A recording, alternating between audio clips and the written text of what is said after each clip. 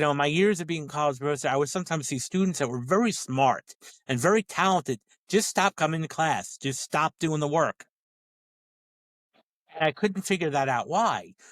Or even with performers, when I was working with performers, I'd have so many of them would tell me that they want to work or they'd be, complaining that there's no work available. But when I would get them an audition, they'd find every excuse not to do it. And I couldn't figure that disconnect out. Where is the disconnect happening? And that's where it came down to where it could be fear. It could be the fact that subconscious, like they don't feel worthy enough. But so what their conscious mind does is come up with reasons why this will never work out. And so therefore it's like, well, I'm not going to even try it. I'm not going to even go to the interview. I'll never get the job. Or there's something about the boss I don't like. I'm not going to do the job. And therefore now you're protecting yourself again, but in the wrong way, in a misguided way. Because you're scared of that change, right? Because if you do get the job, that means, okay, now I have to be acquainted to the new coworkers, or, be acquainted to the job that I'm supposed to do. Or even if it's a higher level of a position that when you were before, that means taking up more responsibilities and showing up, basically.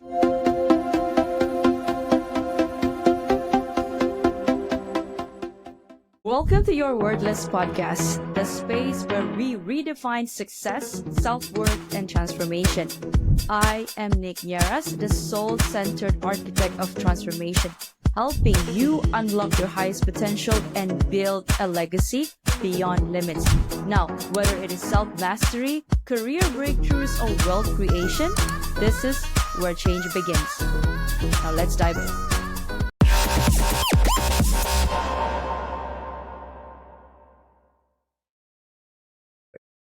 Thank you, Nick, for inviting me. I'm really happy to be here. And I share that badge of honor with you to some level. Right. Because I consider myself a high achiever, in certain, respects.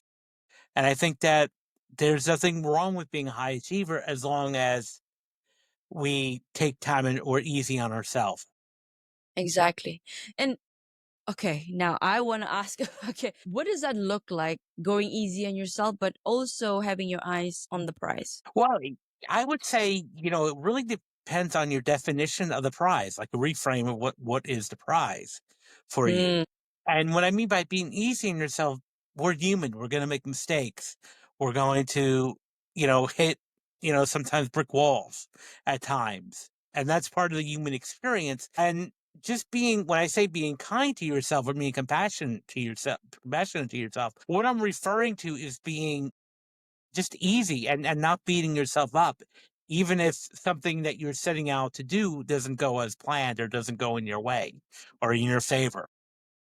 are you saying going with the flow? To some degree, yes. I mean, just taking it as it is.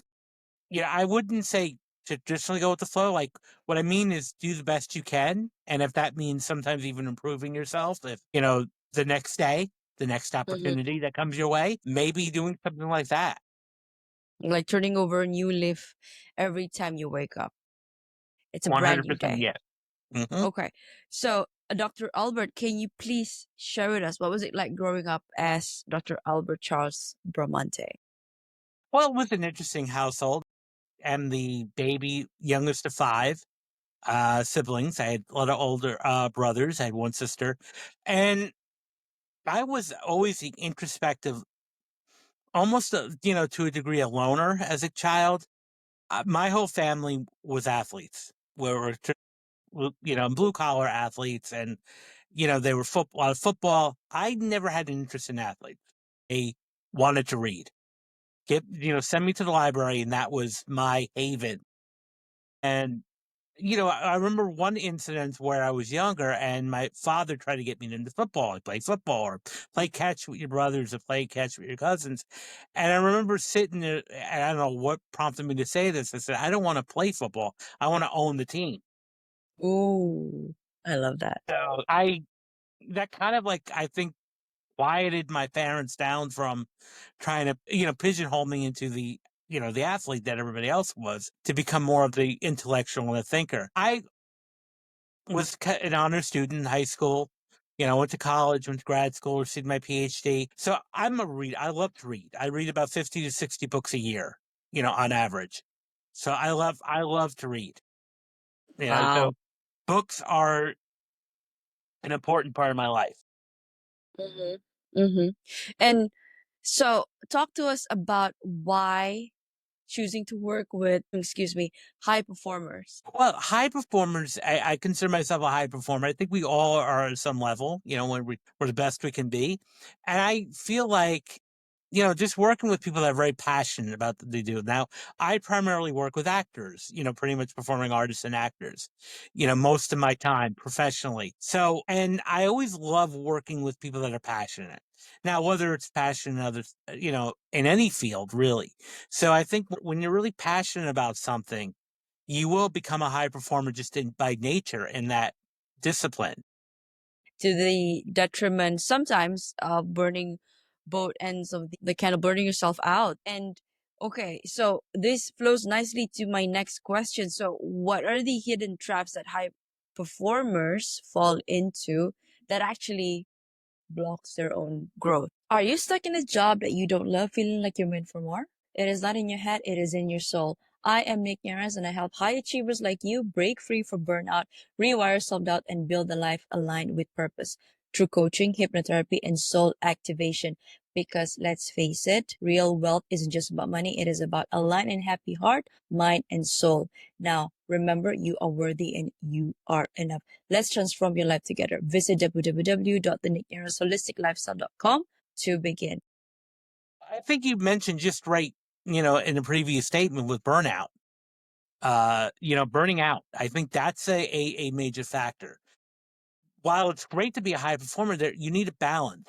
And you need that's like, in any profession, you need like a work-life balance where there's times where you just need to decompress and not be so consumed 24/7 with what you're trying to achieve.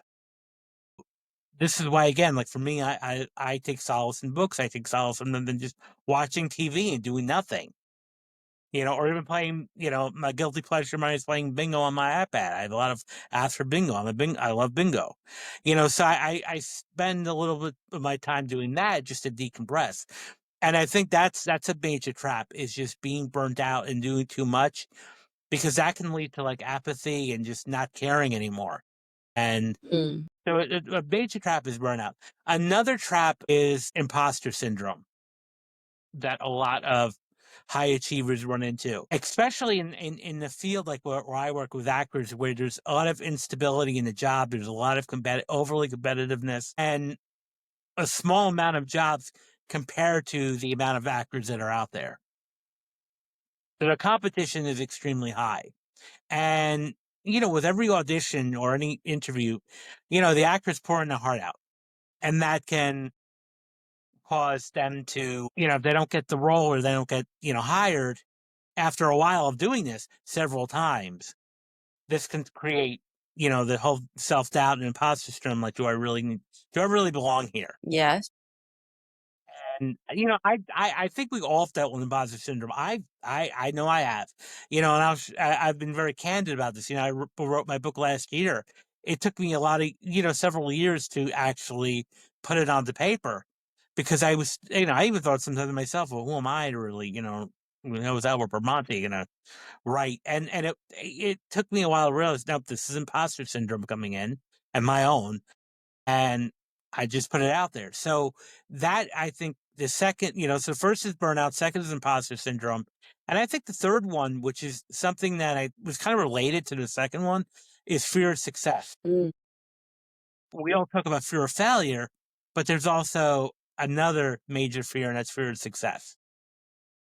Yeah. Okay, Dr. Albert, break it down for us. What is the fear of success and then imposter syndrome and then burnout exactly in your terms? Sure.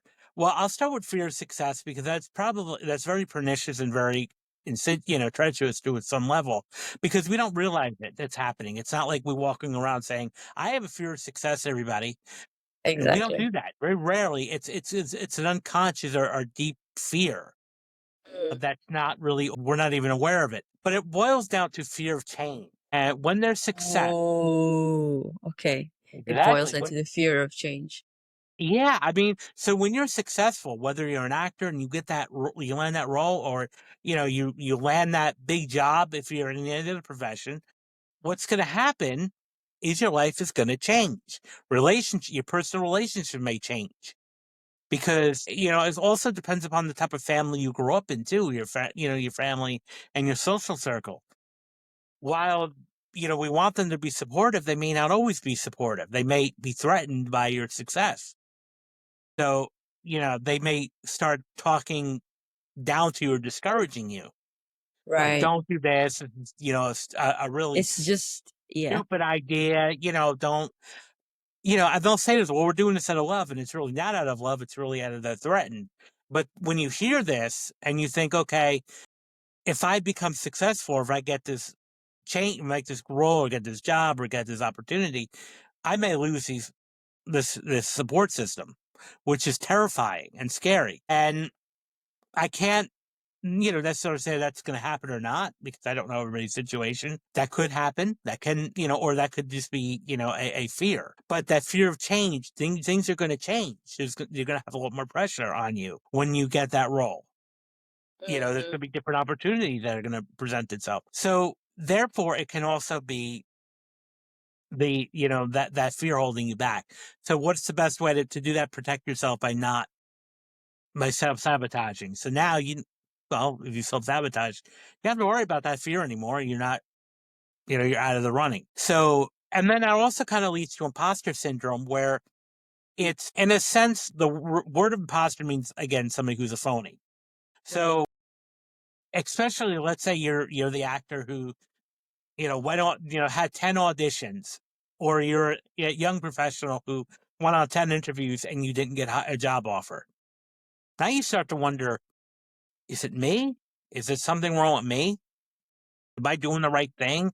Did I mess up the wrong, opportunity? What is it about me? Am I weak? And so therefore you start doubting yourself. You get in your head, you start having these voices in your head talking, well, maybe, you're just not that good enough, and therefore it starts beating you down and over time.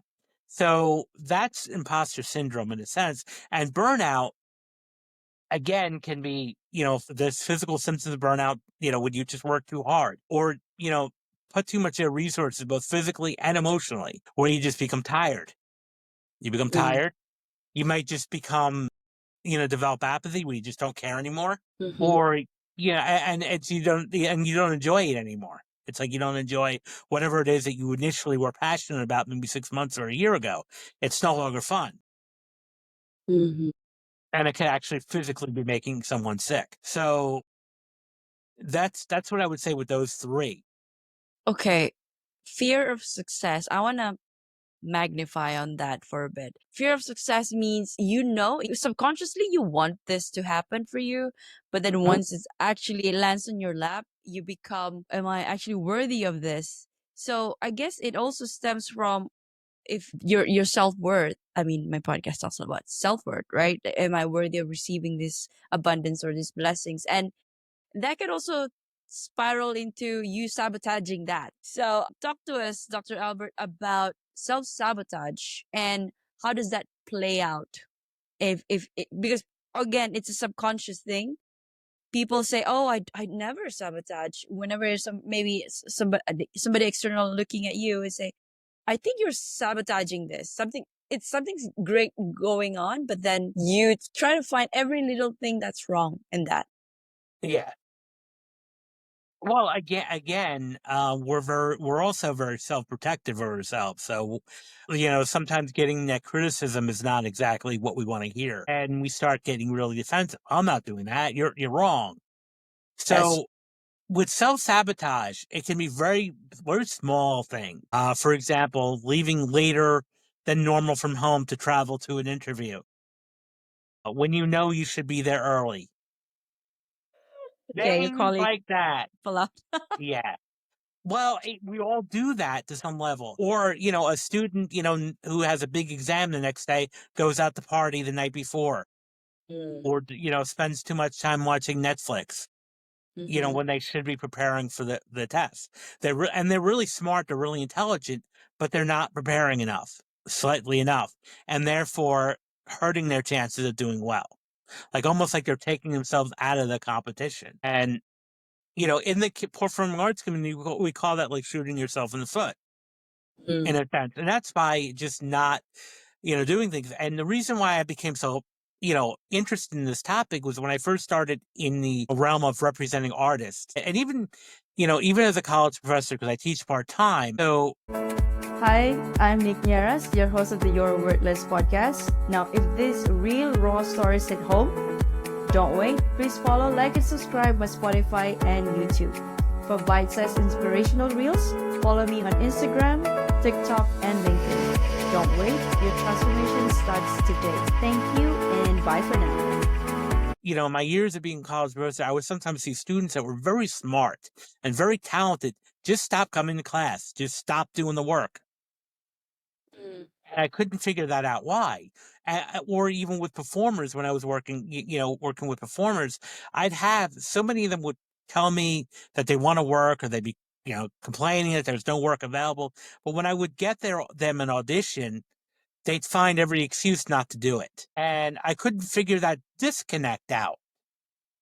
Where's the disconnect happening? And that's where it came down to where it could be fear. It could be the fact that subconsciously they don't feel worthy enough. But so what their conscious mind does is come up with reasons why this will never work out. Mm. And so therefore it's like, well, I'm not going to even try it. I'm not going to even go to the interview. I'll never get the job. Or there's something about the boss I don't like.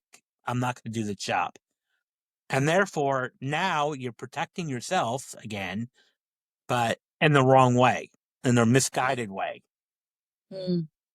Because you're scared of that change, right? Because if you do get the job, that means, okay, now I have to be acquainted to the new coworkers, or, be acquainted to the job that I'm supposed to do. Or even if it's a higher level of a position that when you were before, that means taking up more responsibilities and showing up, basically. Exactly right. Showing up, you may have less personal time, Yes. and sometimes, especially when you in a certain job situation, when you move the ladder, you might not get that same respect from your coworkers that you had before. Right. Because you're Just new. especially if you're superior now, you Yeah. may not get invited to parties, or the happy hours, or like that. And so, because now you're the boss, and now, especially if you were promoted over them, forget it. And that can lead to a Create lot some of animosity. animosity.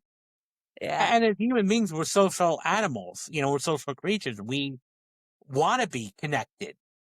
Yes. We want to be connected with everybody. And, when you reach a level of success, there might be disconnections happening.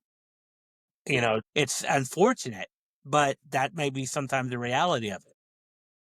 So, Dr. Albert, how do we flip the script? Flip the script. I think the first thing is just realizing what's going on. Just having an insight and having those conversations with ourselves, or even with a friend or with a coach, and just saying, okay, this is what's really going on.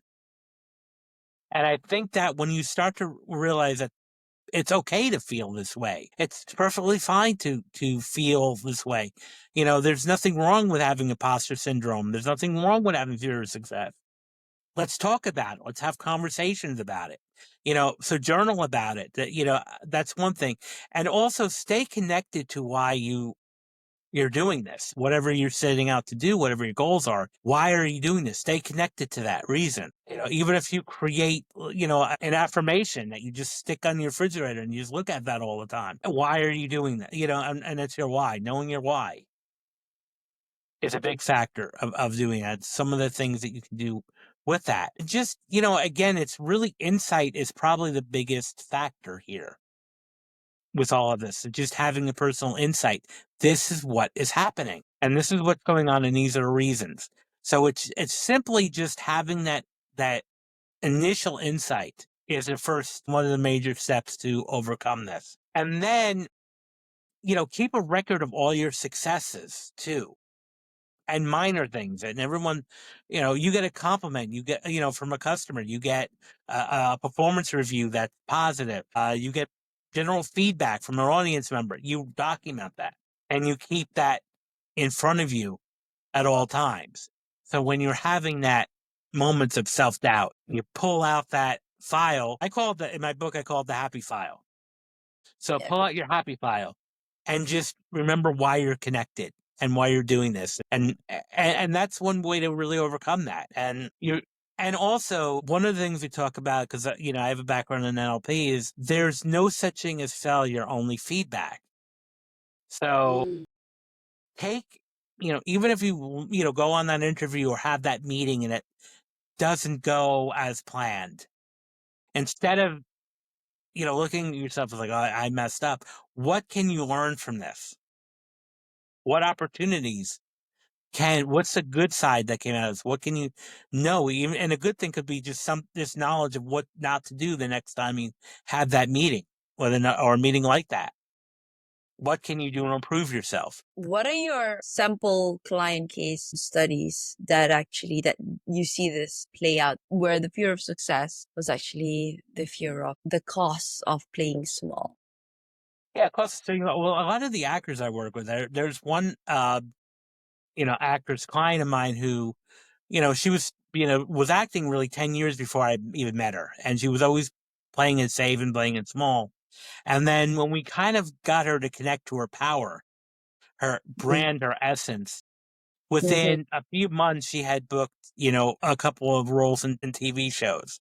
So it's just about knowing, who you are, and knowing your power.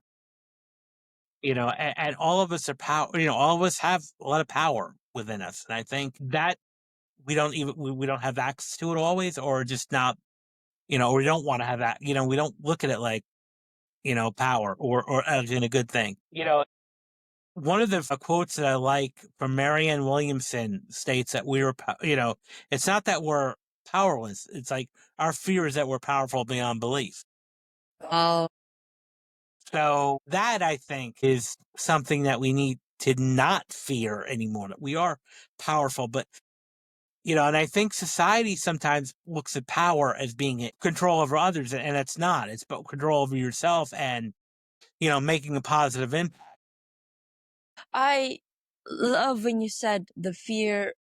It's not we do not have power, but it's the fear that we actually beyond powerful. And when you were saying that, why? It's because we were already wired to be in that survival mode since ancient times. And right now, although we have evolved, we don't seem to evolve here still, because the fear, we want something comfortable. I mean, change is the only constant. And exactly right. There's no, change is the only guarantee. We're gonna always change. We're gonna get older. We're gonna get, our bodies are Yeah. gonna change. And the biggest luxury, and was interesting. I actually heard this at a Tony Robbins, seminar once I was watching, and the greatest addiction to humankind is comfort. We love being comfortable. The unfortunate truth about is that we're not going to change. We're not going to grow from comfort. Yeah. And so another strategy, I think, if we're going back to what can you do, something that makes you uncomfortable every day. For me, coming on the podcast initially in the beginning, or creating videos online, was my way of breaking out of my comfort zone. I was always a behind the scenes type of guy. I'll just go behind the scenes. But no, if I really want to make an impact, I have to put myself out there. Yes. So I often say, like, do something that makes you initially uncomfortable, even a small thing, whether it's getting up earlier in the morning than you normally do, changing something up, going out to a new restaurant, or doing something different. And be in love with changing. I mean, how do I ask myself, how do I find that balance? Because I don't like monotonous things as well, monotonous work. So I try to change things up as and when I can. But then I also need that stability because, this is the norm. I come back to it. I feel very comfortable in that space. So how do you do that, Dr. Albert, in your personal life, in your work as well? Well, I think just doing things that are different. Like I said, I'm putting myself out there. I'm doing these different things. Going different places. One story, that I think that really provided a lot of power for me, and I didn't realize I was doing this until it happened. I'm not a singer in any way, but one thing that's really good, I think, a great way to really step outside your comfort zone is go sing karaoke. I love karaoke. I think that is extremely valuable, especially if you're an introvert. That's very powerful. So it is scary, but it's a good type of scary. So there's one story a couple of years ago. I was in I live near New York, so I'm always there. I'm in New York City, and I had a lot of time to kill, and I saw that there was a karaoke meetup. I was like, I'm just going to go observe to sing, but I didn't realize that one of the rules there that if you do show up, you have to sing. So I'm So did you walking in, say? I'm watching people sing, and then they turn to me and say, "It's your turn." And everybody was a really good singer. I'm like, okay, well, I tell people to step outside your comfort zone.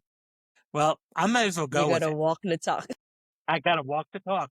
And I had Uh-huh. no help with any alcoholic beverages, which is even so. I got on the mic, I started singing, and the one thing, like when I've sung at like other karaoke bars where you don't hear it, but this was a room that was closed in. So I heard my voice loud and clear, and it was the most terrifying thing. But I felt so empowered afterward when I was walking out of there. I felt like I was on cloud nine because I did something that I never thought I would do. And yeah, I didn't care. I didn't care. I mean, I know I'm not a singer, so I know I was butchering the songs, but I was still having a good time. But the point is do something that is different. Do something that makes you uncomfortable. Whether it's plunging in cold weather or taking a cold shower, even doing something that makes you uncomfortable temporarily. I'm not saying like you have to be 24/7 being uncomfortable, but do something different. You know, just change things up a bit. Also, another important thing, and this is also I learned from Tony Robbins, is to watch the associations you hang out with, like your peer group, because and a lot of even people said this self-help gurus would say that you're the sum of your five peers. So look at the five peers you hang out with. So for me, I try to level up and hang out with high achievers and associate myself with high achievers, people that are a little bit more advanced than I am, so that I could build me up rather than, if you hang out with five people that are always bitter and complaining, well, then you're going to become a complainer. And then, that's going to also lead to self-sabotaging too down the line. That phrase, you are who your five associations are, it is so powerful. Like, I know I've read it somewhere, I think 5, 10 years ago, I've read it once. And ever since that, I try to keep myself, at least, I associate myself with people who I aspire to be. At least they have the qualities of the traits that I want to be. But those people listening, tuning in right now, this is not the first time this has been said in this show and in any other show. I think even Tony Robbins said it. Perhaps this is what you need at this point in time. If you can't change yourself and if you start feeling that, why isn't my environment changing? You could actually look around you. Perhaps you have to take yourself out of the situation first and then put yourself in isolation for a while and really think about what's happening around you. And then only you'll be able to hear, you can truly look within. And that means working through your triggers or your self doubt and self worth issues, self esteem issues, especially when you're like your clients. Why do I feel so afraid of going to this audition, even though I prayed for this since I was a kid? Yeah. Right? Things like that. So, well, thank you for that, Dr. Albert. I truly appreciate your insight. So, subtle signs of someone holding themselves back, even though it looks like they are thriving.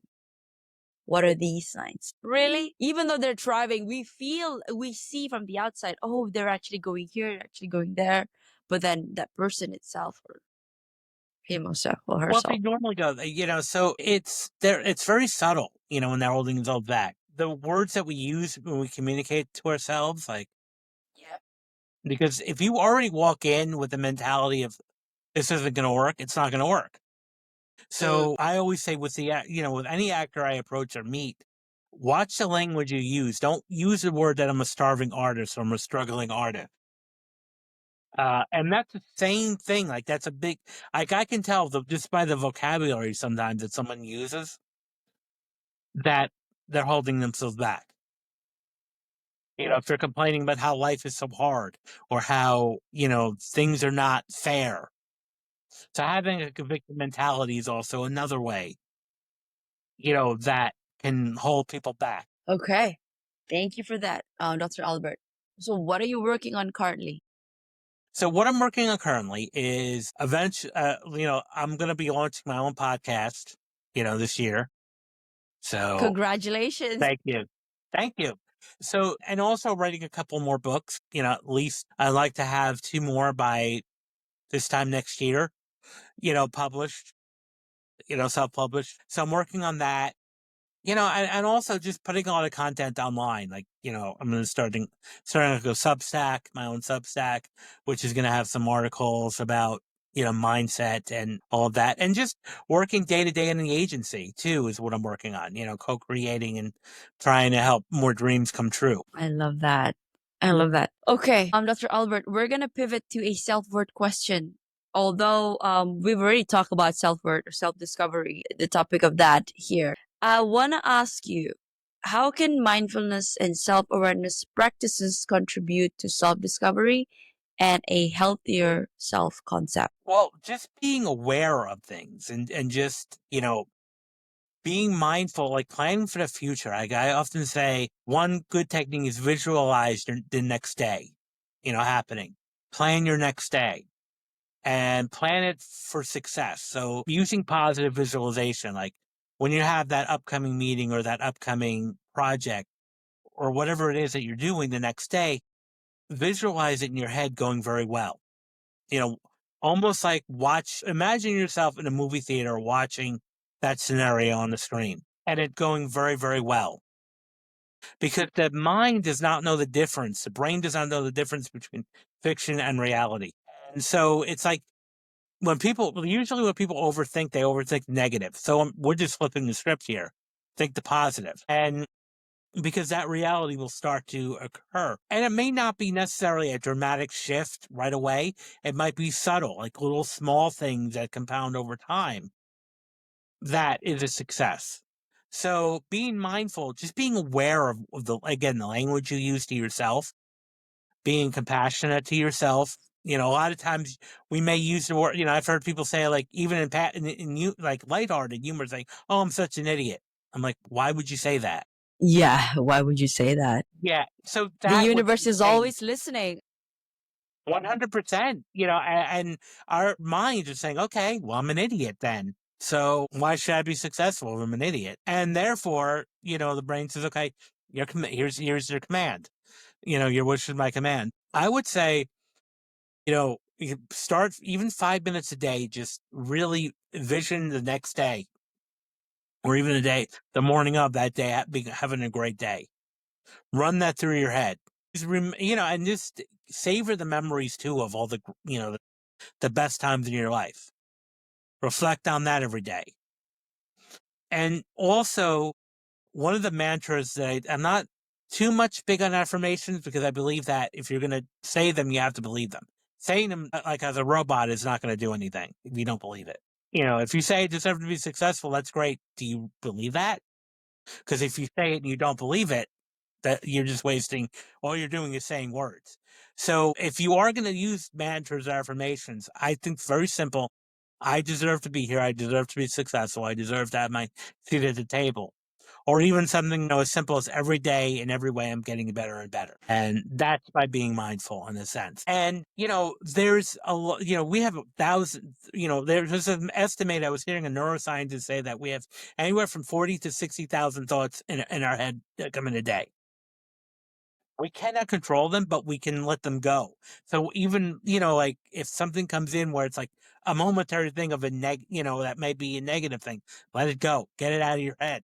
Just say, don't spend time on it. Yes. Wow, you just reaffirmed some things that I forgot about. This some of the dreams, like sometimes you go through the day Uh-huh. and then you have a goal or a destination. It feels very far away, and then you don't make it a practice. Now I believe in the power of visualization. I believe that we are exactly where we actually prayed for before subconsciously. Yeah, whatever that we have right now, we prayed for them.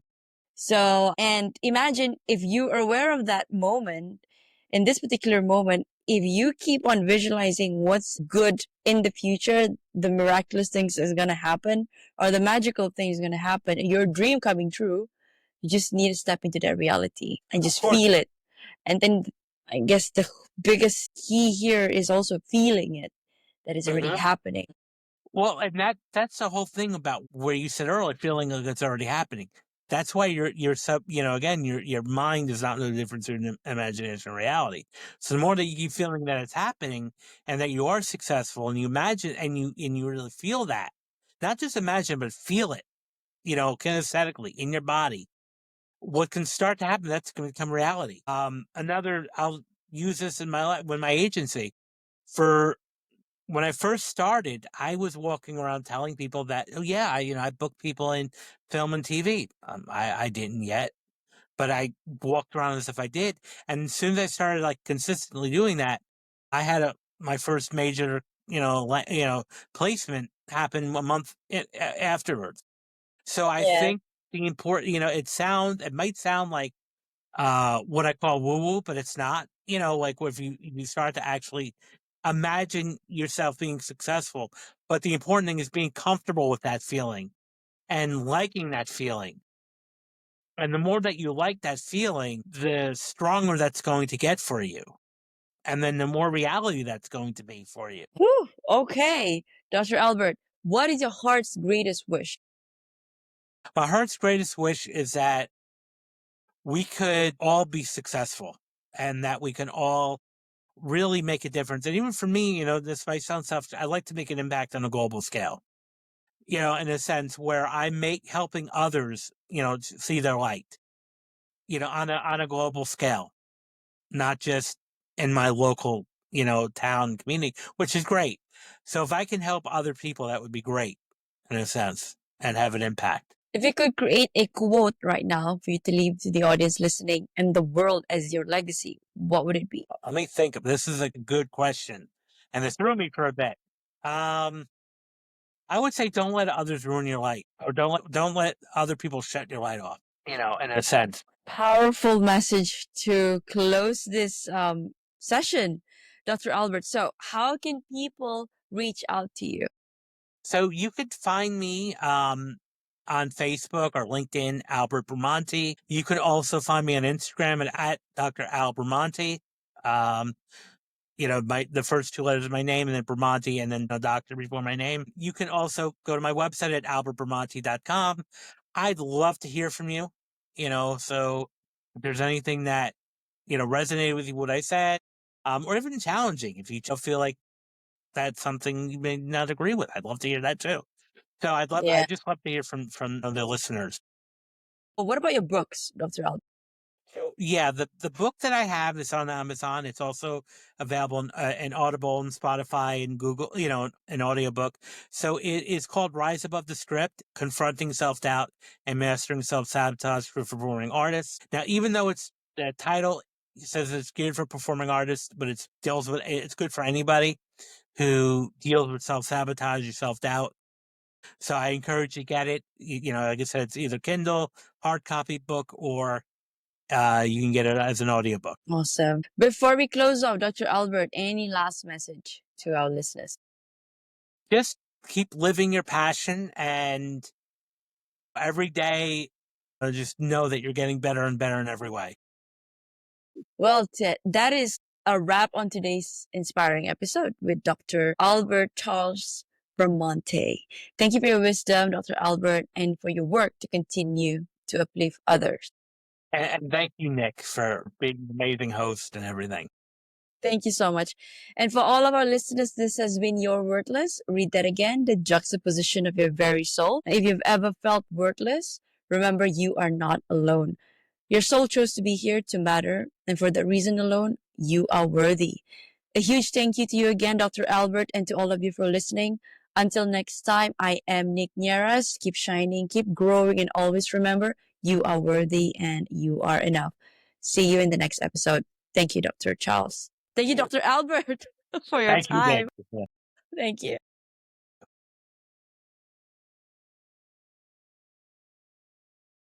Dr. Albert, good evening to you. How are you doing today? I'm doing well. How are you doing? I'm doing great. I am excited to have our conversation today about high achiever. Now, I used to categorize myself as that. It's still a badge of honor at the time, but in a bad way. So right now, I've turned it around to be something good. But I can't wait to dive deep into this. I'd like to introduce you to all of our listeners first before we get right into our conversation. Okay. All right. So, hello everyone. We have Dr. Albert Bramante here with us. Dr. Albert is a talent agent, performance psychologist, and mindset expert who has spent over 20 years helping high performers, both in the entertainment industry and beyond, to conquer their mental roadblocks. Now, with a PhD in psychology and certifications in hypnosis and NLP, he bridges the gap between talent, business success, and the psychology of peak performance. Wow. Welcome to the show, Dr. Albert. Love this episode? Now, transformation doesn't end here. Head on to @holistic.lifestyle_with_Nick. That is on my Instagram. Or head on to my website, www.denick.holisticlifestyle.com for more info on my coaching framework, which is the Worthy, Authentic, and Abundant Framework, digital guides, and my upcoming events such as retreats and master classes and workshops. Now, I also do intuitive readings where we get to check on your soul